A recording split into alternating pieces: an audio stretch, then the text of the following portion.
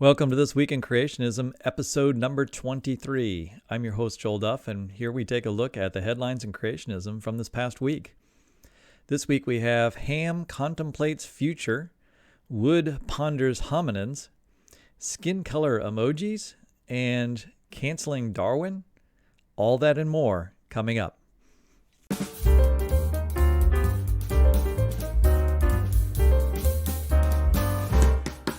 Hey, well, welcome back. I think we have to start with Ken Ham and Answers in Genesis, because Ken Ham has penned, I think, a significant article, and he posted just this past week, Protecting Against Doctrinal Drift.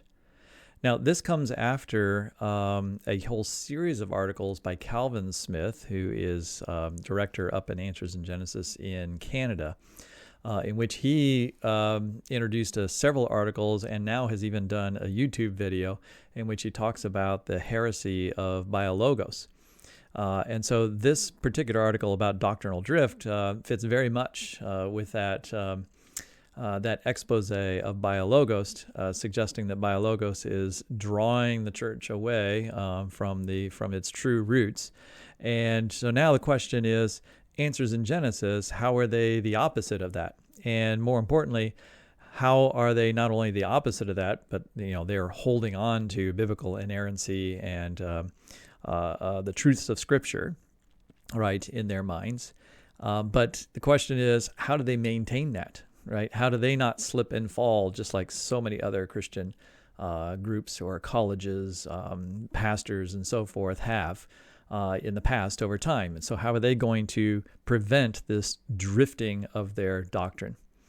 So as I said in the subtitle here, how are we ensuring that Answers in Genesis remains biblically faithful for generations to come?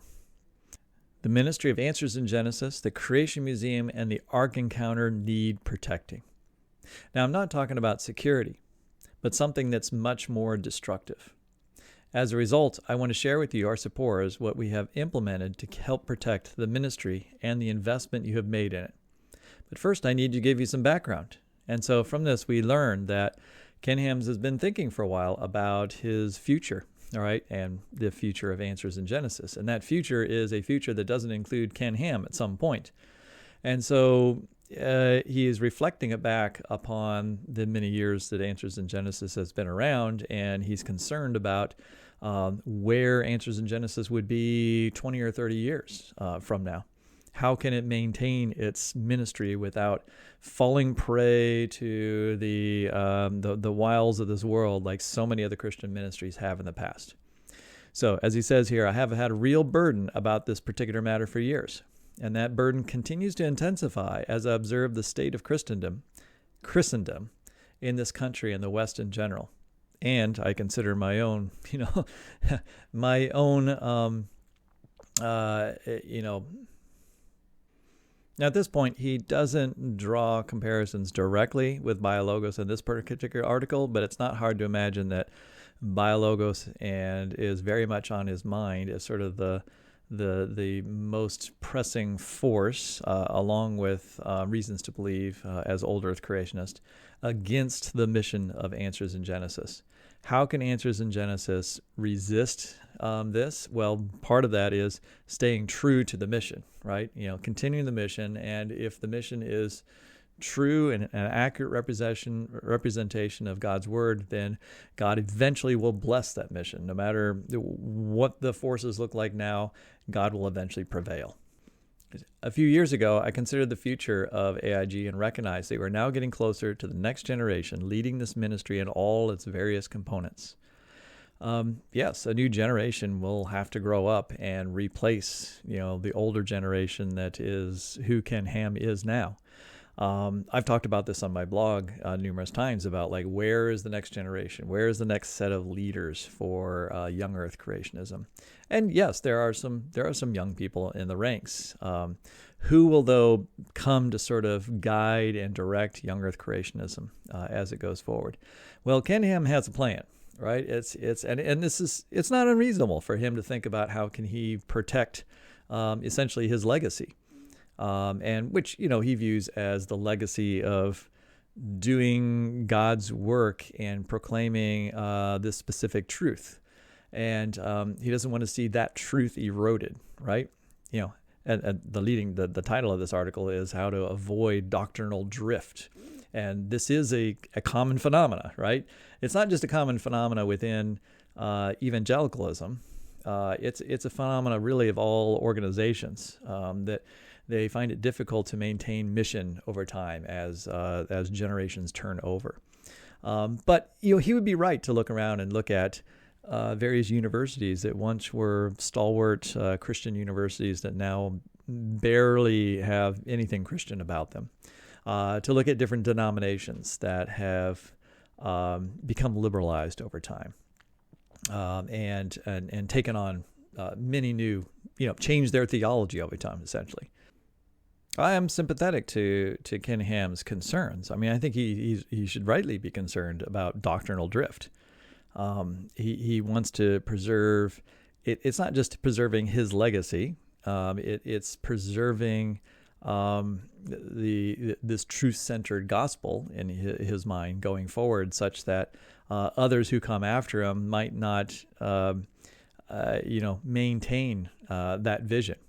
And it's even among young Earth creationist groups and individual young Earth creationists, there's a wide variety of different sort of doctrinal views.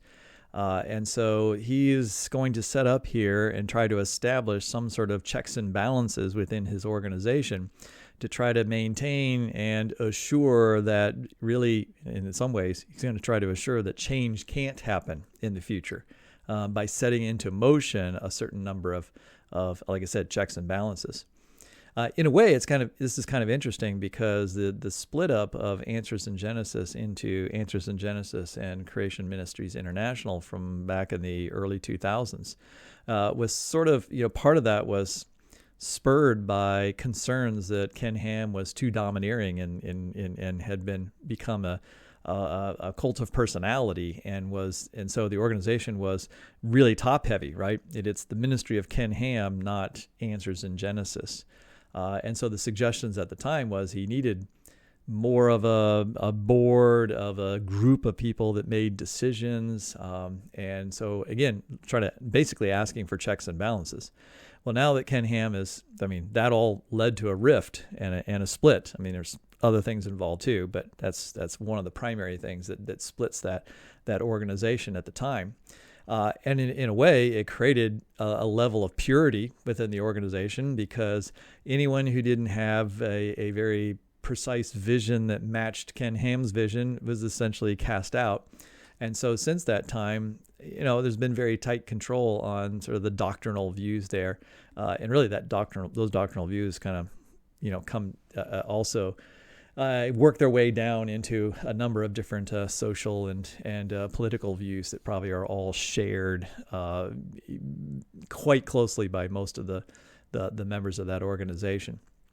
So now we come to a time in which we have very much an older generation there that has been in control for a long time, but it's pretty clear that new blood's going to eventually come up and have to create the next generation of leaders within Answers in Genesis. And this is a problem within young Earth creationism overall, but specifically what we're dealing with here is the legacy of Answers in Genesis and how it could or should be maintained in the future.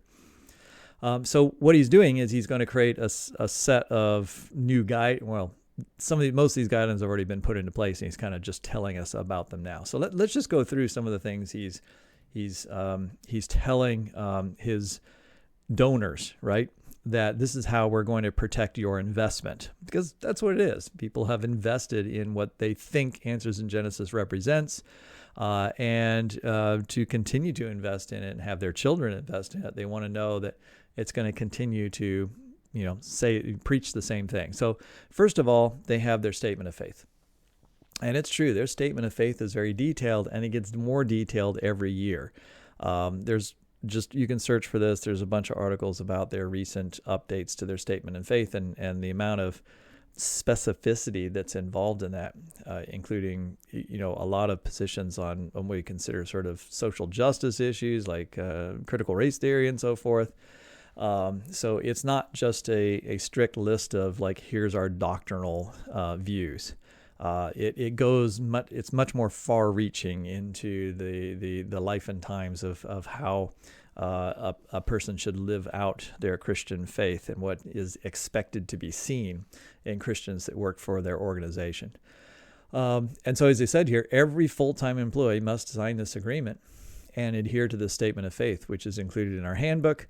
Each year, we require staff to re-sign this document to ensure they haven't strayed from it in any way. So every member of that organization has to sign this document, and again, confirming that they agree with all these different positions. So this is one way, obviously, you keep and maintain the purity of the organization going forward. Second of all, they've established this editorial review board. All right. The content we teach and disseminate is a key element of what we do in our ministry. To ensure that we never waver in regard to content, I set up the editorial review board headed by Dr. Georgia Purdom, who's their resident geneticist, who I know has a passion to ensure AIG will never drift in the wrong direction or compromise God's word. Now, of course, all of this assumes that they have a correct view of God's word. In other words, they have a correct interpretation of God's word, and so it's all predicated upon, well, we don't want to drift from the truth, assuming we have the truth. She goes on to explain that this ERB, there's a whole lot of materials. Yes, I mean, they have videos, they have this YouTube channel, they have Answers TV, they have a weekly show on Facebook, they have zillions of different pamphlets, lots of different books, right? And they're giving talks. Right? And the concern is that they have a lot of different speakers. And how can they make sure that when one talks, they're not, contradicting something that another one says? And so that's essentially what part of this board is doing is they're going to review the content to maintain the consistency, integrity, distinctiveness, and relevance of the AIG message. And so this has been in place for a while. Along with Roger Patterson, Bodie Hoge, who's Ken Ham's son-in-law, and then Tommy Mitchell, who recently died due to COVID. And then now they've added Brian Osborne. Right, and I like this line here. It was challenging at first for people to see the value in the review board. It's hard to be critiqued and hard to change. In other words, they're going to look at everything everybody writes and says. And if it doesn't seem to match up to their mission statement and guidelines, and really, if Ken Ham doesn't like it, basically, it's like, then you're going to get critiqued and you're going to expect to change to conform to this language. Now, I'm sounding a little bit.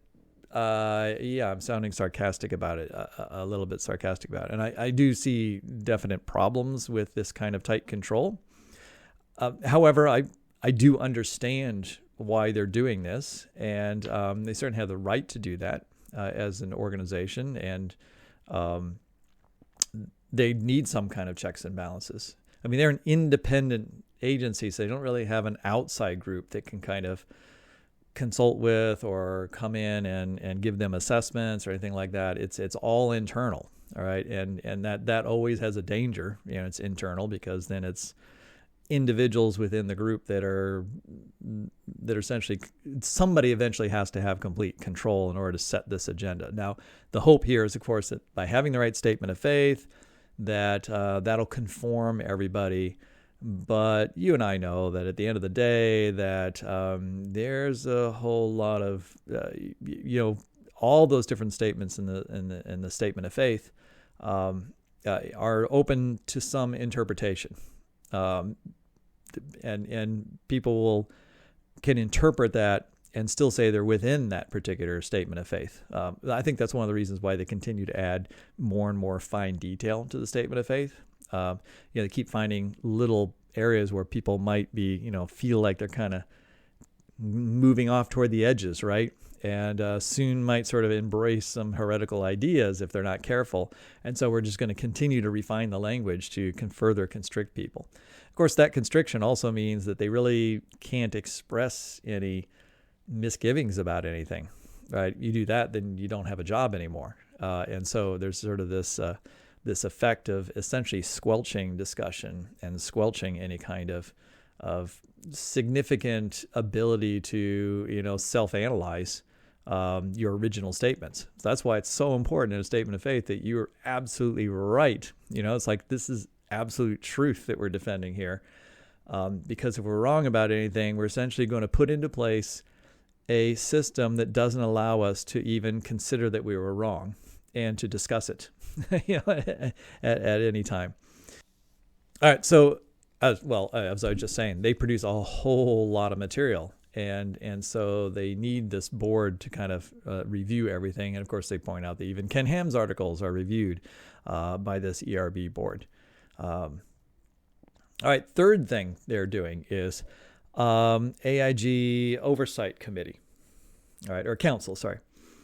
So he's also set up an AIG Oversight Council chaired by Bodie Hodge, who's Ken Ham's son-in-law, who, by the way, essentially runs the day-to-day operations for Answers in Genesis. All right, Ken Ham is CEO, but he's kind of figurehead, does his own thing, does talks and so forth, but he's not doing the day-to-day nuts and bolts of the operation. That's really Bodie Hodge.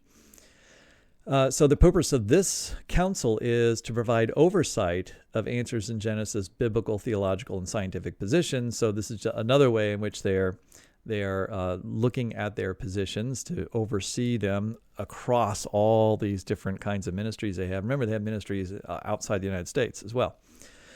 To ensure there's no drift within the organization from AIG's stand on biblical authority, the statement of faith, mission and core values, and official and unofficial biblical, theological, and scientific positions. All right, so again, no drift within the organization, even among unofficial biblical, theological, and scientific positions. I'm not exactly sure what that means, right?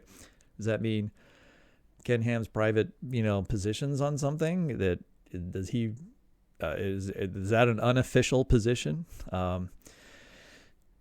So in an effort to remain consistent and mitigate risk of drift from AIG's position on various matters as outlined above, the Oversight Council has been formed to monitor the entire organization.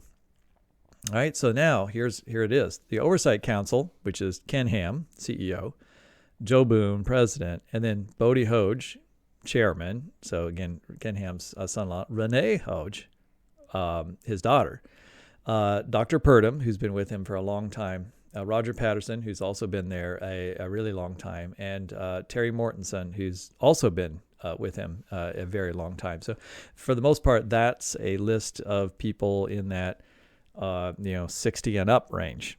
Well, not Bodie Hodge, he's younger. And then Avery Foley, and I can't remember who else was on the list. I don't have it copied here. Maybe Brian Osborne. And they are younger. And so what are their duties? Their duties are to monitor the current cultural and church positions, to advise whether more detailed clarifying statements should be made for Answers in Genesis statement of faith, mission statement. Now, this is kind of interesting because, all right, they're monitoring the cultural and church positions. So, for example, Ken Ham talks about critical race theory every other day right now. He's very much into the culture wars stuff and don't want to go down that trail right now. And church positions, what are different denominations doing? Because they are non-denominational. Look down at D. The other thing they're supposed to do is ensure that AIG maintains a non-denominational stance. They're not associated with any particular denomination. So they advise, given the situation around them, right, the world around them within Christendom, whether they need to make more detailed clarifying statements about their statement of faith and mission statement. So I guess this gives the future generations the ability to change the statement of faith and the mission statement, given what's happening in the cultural and church positions around them. Like, should the church decide, well, I'm not sure which church that is, right? Should Christians or evangelicals in general decide that such and such issue is now something that that we didn't, this wasn't a doctrinal issue for us now, but it is, so now Answers in Genesis needs to include that? Or is it saying we're going to revise our statements such that it makes sure that we don't let those new ideas in? All right, we're going to examine what's happening in culture and church positions, and I think this is what the meaning of this is. But again, it's subject to interpretation. What if the future generation doesn't understand what I'm about to say? Because I think my interpretation of this is what's happening around us, what's happening outside of Answers in Genesis doors, which is where the wild, wild world of decay is, decay of ideas and social immorality that's infiltrating the church. So as the culture decays, as church positions become less tenable, right? All these denominations that supposedly were good slide and backslide into apostasy. We're going to identify their apostasy and continue to detail and clarify our statements, like the statement of faith, which is they just keep adding lines to it about we're not this, we don't believe this is wrong, we're not going to allow that. All right.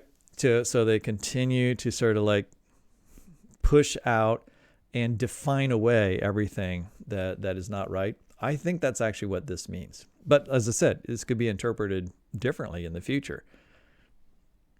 Changes around us that convince us that they're right might actually incorporate into our statement of faith, therefore changing, our particular position in the future.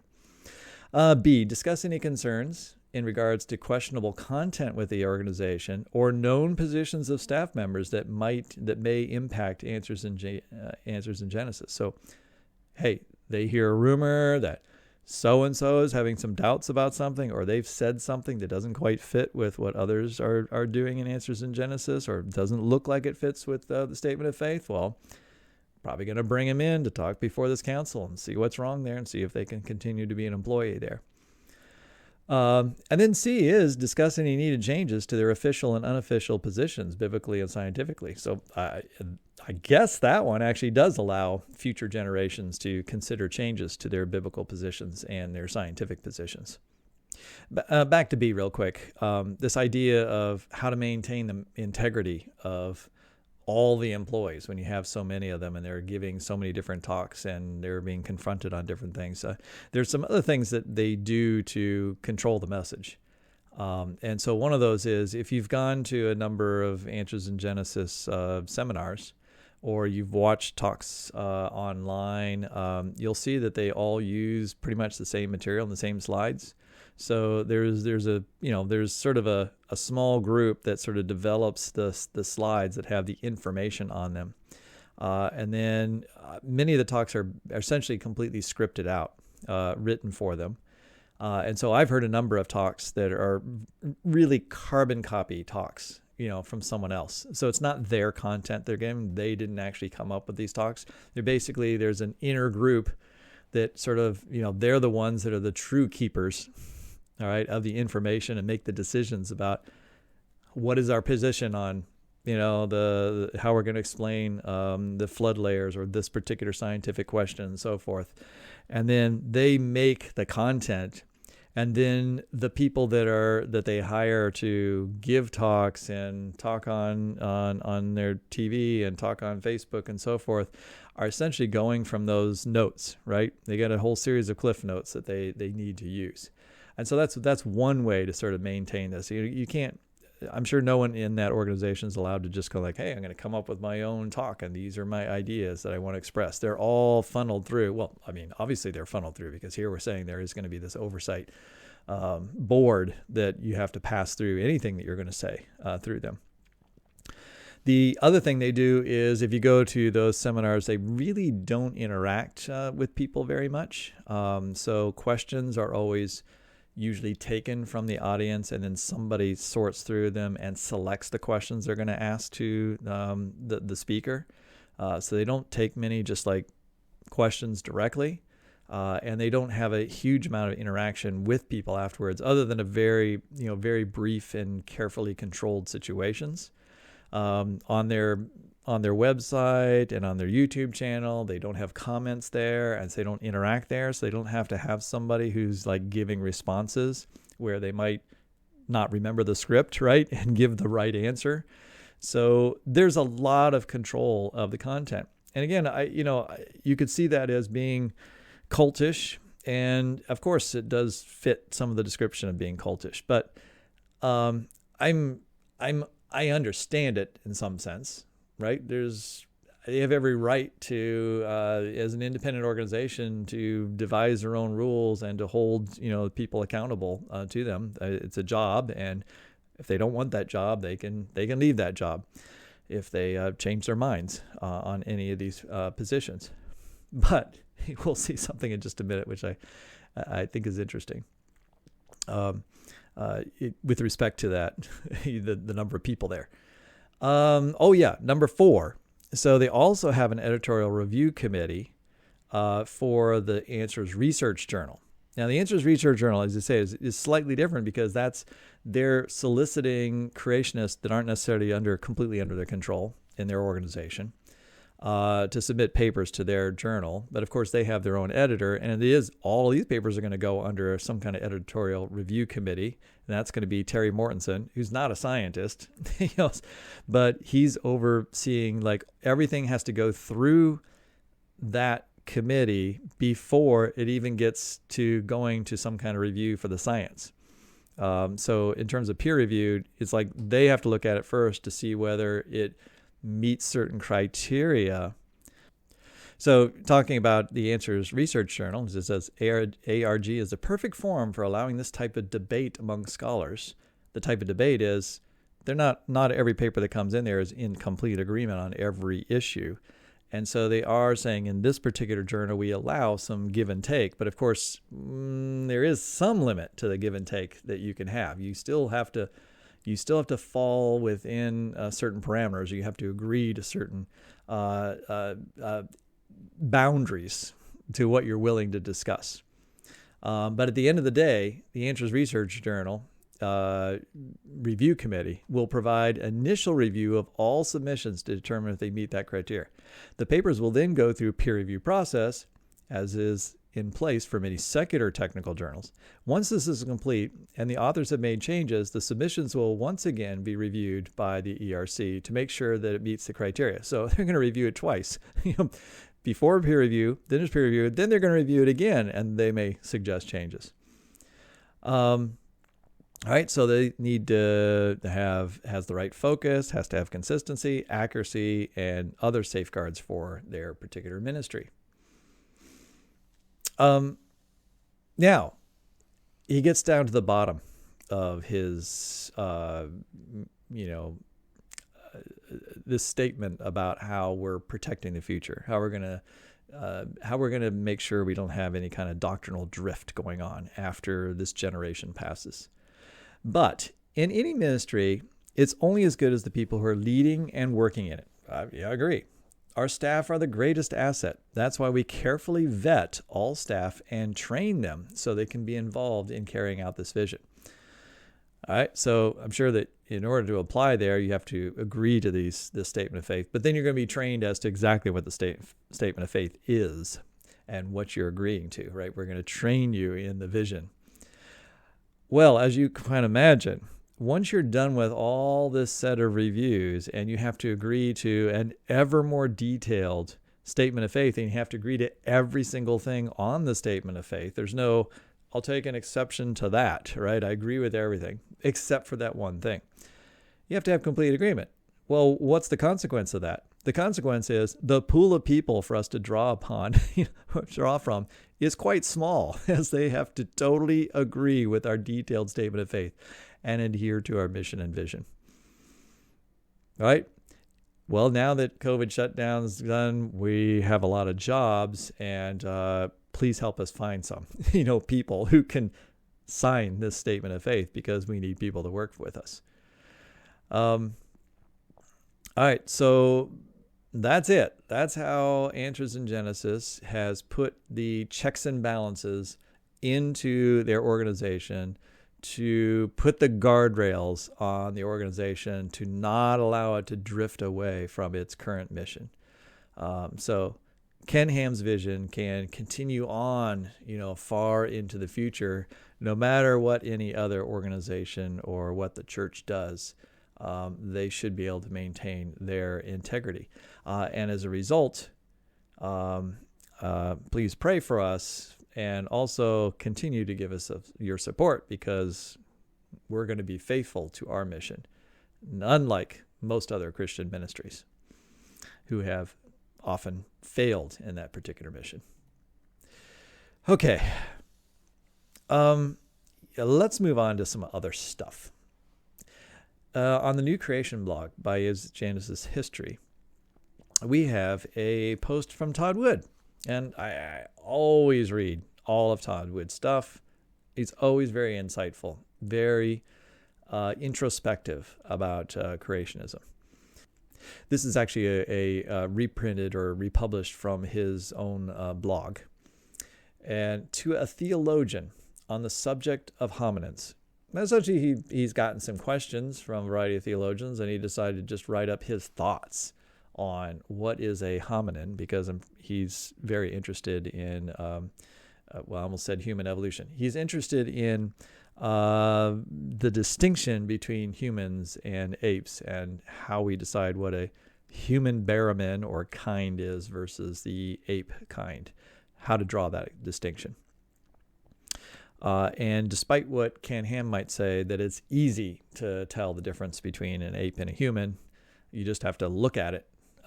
It's pretty clear that it's not that easy, because young earth creationists very much disagree about many of the fossil hominins, about which of those fossil hominins are human beings, or the humankind, descendants of Adam and Eve, and which ones are not descendants of Adam and Eve, and therefore are just apes. So Ken Ham will just say that's just an ape, and that's 100% human. And to him, it's easy and clear, but to most others, it's not. Let's see what Todd Wood has to say. And so he says the second way in which we play out hominin research is the regular and sometimes revolutionary discoveries that make us rethink past assumptions. Right? Some creationists seize on these discoveries and conclude that evolutionists just are making everything up and you can't trust anything. And what he's referring to is this whole thing of like, oh, there was a new fossil found over here, and the headline often will be like, human evolution rethought because of this new fossil, or, we're going to need to revise our thinking on this, or this pushes back the boundaries of like, when we thought that stone tools were used. And so it seems like every fossil is found, it's often said, well, this shakes up the human evolutionary tree. And so these great changes are occurring. And so creationists, as he points out, will seize on that, and they'll say, oh, they're just making this stuff up. You can't trust anything because it changes every day, right? The science changes. Next week, the science will change. So whatever it's saying now, hey, it's going to be different tomorrow, so why believe anything that they say? Now, how does Todd Wood respond to that? I don't see anything nefarious in these revolutionary discoveries. This is just how science works. We scientists make conclusions based on the evidence at hand, and then new evidence comes to light that makes us revise our conclusions. It's how rationality works. When we learn something new, we might change our minds. I mean, that's perfect. That's very well said about how the scientific process occurs. The problem with science communication is that it's subject to the same thing that communication of any subject is subject to in our popular press. And even scientists are subject to making their own discoveries seem more important than they probably are. But we want the headlines, right? And we don't communicate the fact that our ideas are hypotheses. which are just hypotheses based on the best evidence we have in front of us, available at the time. Like he says here, scientists make conclusions about the evidence that they have. They shouldn't be making conclusions based on evidence they don't have. That would be speculation, right? That would be making things up. You can only say like, hey, I only have these fossils, and based on those fossils, this is the best explanation I have for how these fossils may be connected to each other or what they're telling us about history.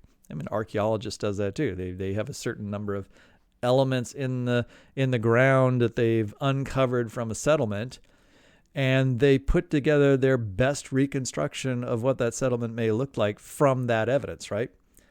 And it's essentially a hypothesis, and the hypothesis is only as good as the data you have behind it. But it's usually not presented that way to the public. It's sort of like, well, here it is. This is exactly what it looked like. Well, no. We might find, as you dig some more, some additional evidence that, oh, well, look, no, the community was actually structured this way because we were missing these homes that would have included these types of peoples in them versus this other. It upsets what we understand about the social structure or their particular technology because we found some additional tools we didn't know about, or different kinds of pottery were over here that we didn't have before. It's not wrong to say, oh, we have more data now. Let's revisit our idea about what this community looked like. Same thing with fossils, all right? So it's how rationality works. We learn something new, we might change our minds. And changing our minds isn't saying we're, before we throw everything out. It's a gradual increase in information over time. The revolutionary aspect of some discoveries has almost become a trope for science, right? And he's right about that. It's like every single discovery is made to sound like it is the most amazing discovery ever made. And when you hear that all the time, you kind of burn out your audience, and they don't truly understand when there's a real revolutionary found. And it also gives the perception that everything has completely changed and everything's always being overthrown, as if we didn't understand anything before, and we just completely threw out all of our knowledge before, and we just have this new idea. Most of the time, it's a progression. We're adding something new to our previous knowledge base. Some things need tweaking, but there's still a core set of things that are probably still well established that we're just building upon. Yeah, let me start up here. I guess my advice is to be humble and recognize the difficulties for what they are. And again, he's talking about, from a creationist perspective, there's a lot of difficulties in understanding hominin fossils. It's really hard to understand both the position of where the fossils are found in the rock record, their geographic distribution, how to fit that in with a 4,000-year-old history from Noah to present. The various dating forms that suggest they're quite old. It's not trivial to figure out how you would explain away the radioactive dating type things, and also the relative dating techniques that are used. And then, worst of all, it's really hard to understand how to understand the anatomy from the fossils, where there are bones that in some cases are more human-like on a skeleton, where there's other bones that are more ape-like, which is why it's hard to categorize just by a quick glance at a skeleton, going like, oh, that's clearly a descendant of Adam and Eve, when it has some ape-like features to it, but some human-like features to it. All right. So to sum up, what he says is, be careful to define your terms like hominin or huminin. Everyone seems to think they know what they mean, but I find too often terminology is more of a hindrance than it helped. And there, what he means is, in the young earth creationist literature, it's sort of like, if we just call something a human versus calling something an ape, then that just sort of ends the discussion, right? Because then if you ask a question about whether that's an ape or not, it seems like you're having doubts. It seems like you're not fully embracing the truth that we just gave you. All right. The answers you seek are not found in a simple dichotomy of hominins are or are not human. reality is a lot more complicated.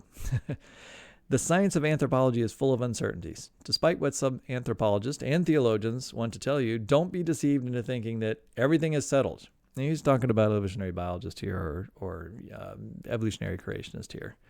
That don't think that everything is settled.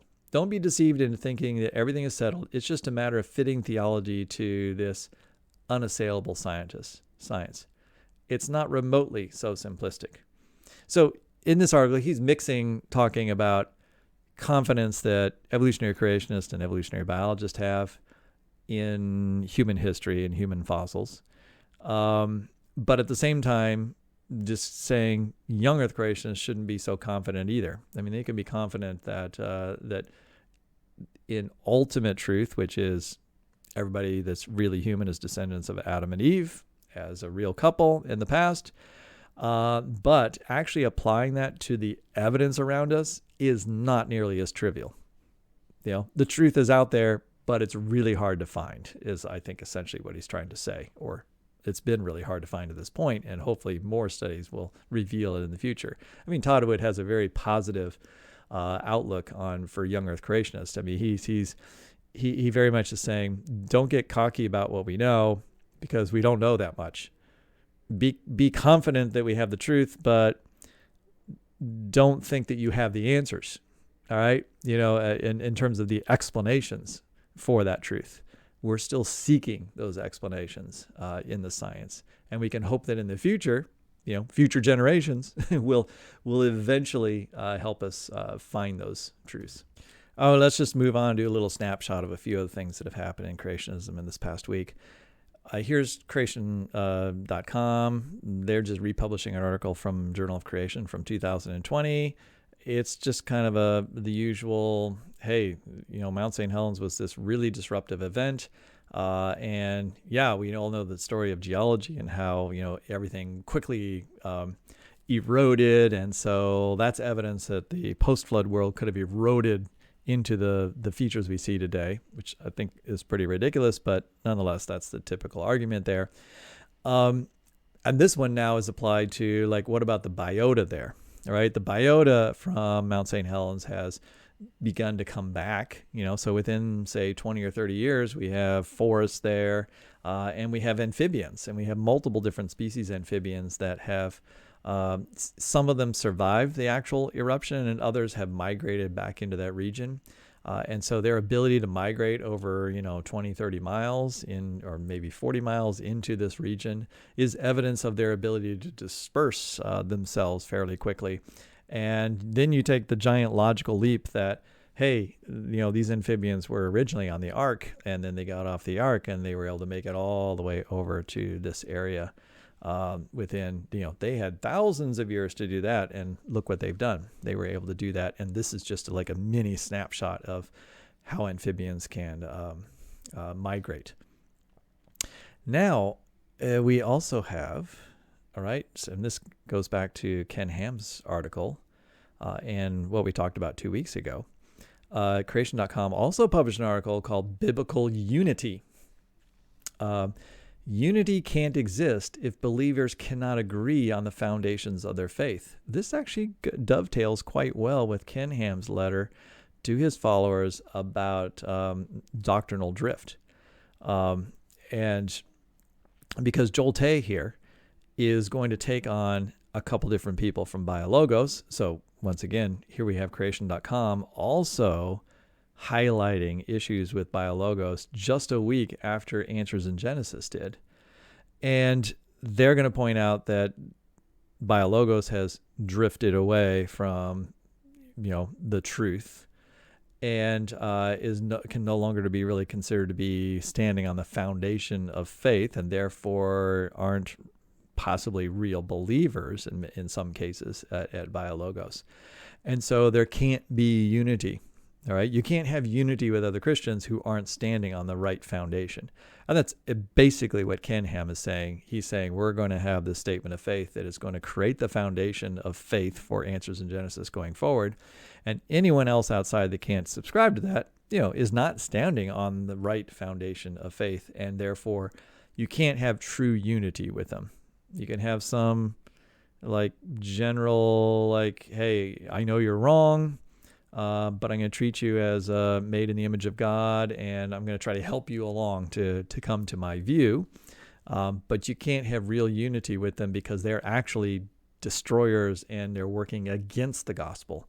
If you think through the ramifications of what it means to not have the correct view to begin with.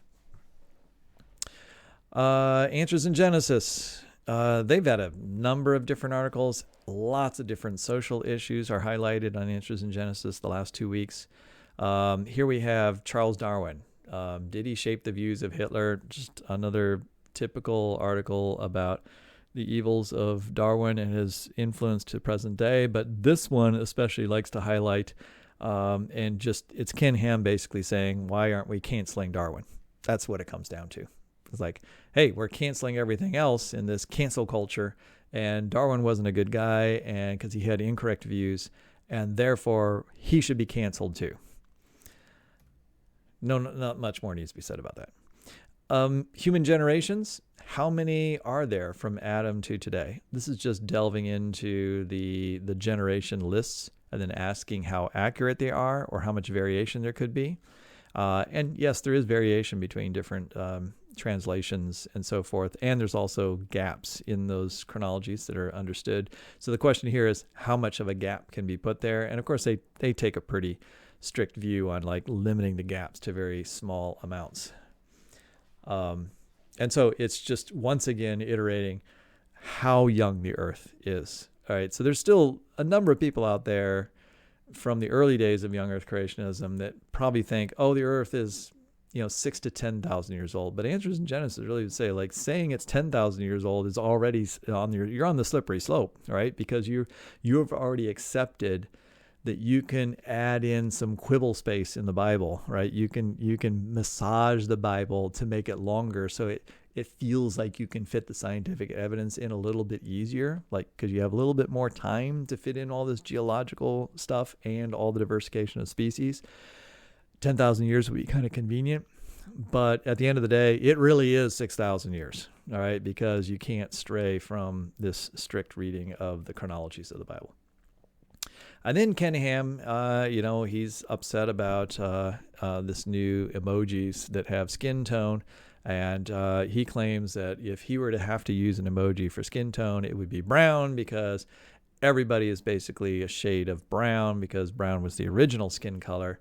And he ties this into critical race theory and how this is all just a way of manipulating society to make us think about skin color when we should be skin color blind in his mind. We shouldn't recognize even skin color at all. Now, if you're not going to recognize it, I don't know what color then you should make everybody. Well, I guess he's saying brown. He should just say every emoji should be brown, I guess, because we don't want to discriminate any kind of. We don't want to acknowledge skin color because on the inside we're all the same. I mean, yes, but told myself I wouldn't go down this route. It's like, about his views of racism or his misunderstanding, I think, of racism and what people understand racism to be. I'm just going to drop it there. Don't want to get into all that. Institute for Creation Research. Here's their front page. The Tonga volcano. That's the huge volcanic explosion that just occurred several weeks ago, blowing the entire island out of the ocean. What does that have to do with the Ice Age? Well, let's look at Creation Week, a systems-based approach first. So here's Jeffrey Tompkins. He's writing about a systems-based approach to the Creation Week. I only copy this one and bring it to your attention because I probably haven't said it enough, but there's so many engineers that are in young earth creationism, and they like to talk this language of design and system-based things, and especially Institute for Creation Research, right? We've been talking about how their views on against natural selection as a force, and it's all this continuous environmental tracking. It's some kind of like engineering thing that God has created everything with internal designs that allow them to track the environment and change themselves. And so it's very much of an engineering mindset toward biology. And so I'm not going to go through this article, but I'm going to highlight the highlights because it'll tell you what you need to know, right? The Genesis narrative describes a literal 7-day creation week about 6,000 years ago, and we just talked about the 6,000 years. Conversely, evolution claims the universe popped into being billions of years ago, and life mysteriously developed. All right, so there's your contrast. This is what we're saying is our two views of the world that exist. Humans design complex systems to work together, and they must be planned from the top down and carefully built and set up all at once, right? So if a human decides to design a project, a city, a building, right? They design it all, they plan from the top down, and then they just put the whole thing together, right? It's not built up from little bits. The plan isn't built up from little bits. So the human design process mimics Christ's design process in how he made the earth. So this is a way of trying to explain that, because people will ask, why do you need to just do it in 1 week? Why not over a long period of time? It's like, well, but that's not really engineer's work, right? And Christ is an engineer, right? He designed it. So he's thinking through like what this world looks like, and then he just builds the whole thing at once, and it's a system all contained and all built. It's irreducibly complex. It's the whole design sort of language here, but it's bringing this idea of like, hey, I'm just going to put all these elements into place, and they're all working together at once. They're not evolving, they're not developing over time into a complex thing, but they're just complex right from the very beginning because of an intelligent design process that goes into it. All right, now the Tonga eruption and the Ice Age. What's the connection there? This was just an excuse to say, oh, look, there was a massive volcanic eruption. And guess what? Massive volcanic eruptions can cool the earth. And after the flood, we know there's lots of volcanic activity because we can't deny that in the geological record. We can see that there's a lot of volcanic deposits.